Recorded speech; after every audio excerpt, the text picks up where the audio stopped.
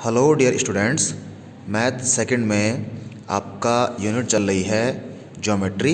Okay, तो इसमें हमने पॉइंट ऑफ इंटरसेक्शन तक हमने बात कर ली थी। ठीक है, ये टॉपिक आपको आपके बुक के पेज नंबर 168 पे मिल जाएगा।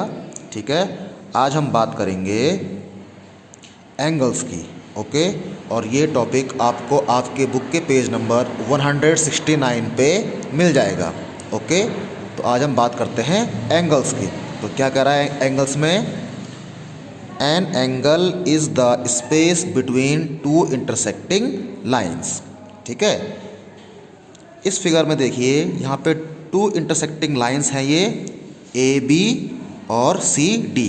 ठीक है ना, तो एंगल की डेफिनेशन के अनुसार कह रहा है कि दो इंटरसेक्टिंग लाइंस के बीच जो स्पेस है उसको हम क्या कहते हैं? एंगल कहते हैं। ठीक है ना, तो यहाँ पे देखिए, ये एक एंगल हो जाएगा। ठीक है, ये जो स्पेस है इसको हम एक एंगल कहेंगे।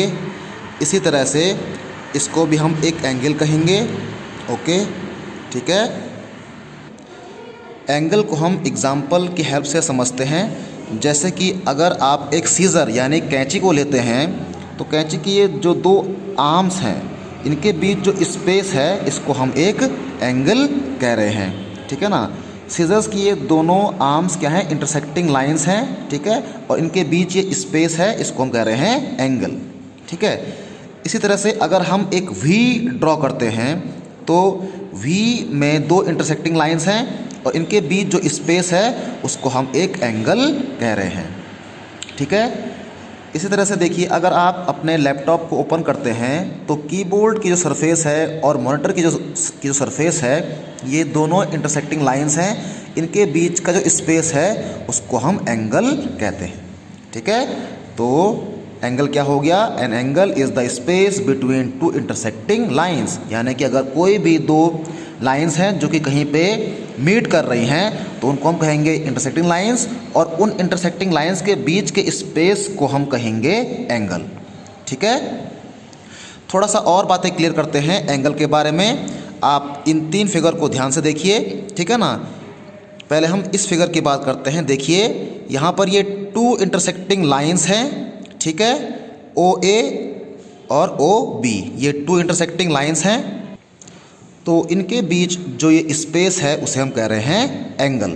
ओके, तो ये इंटरसेक्टिंग लाइंस को हम यहाँ पे रे भी कह रहे हैं। ठीक है, when two rays meet at a point they form an angle, यानी कि जब टू रेज ओ ए और ओ बी ये एक पॉइंट पे मिल रही हैं तो एक एंगल फॉर्म करती हैं।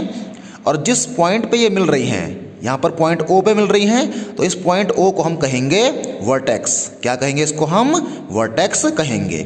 ठीक है, और ये जो ओ ए और ओ बी है इसको हम कहेंगे आर्म।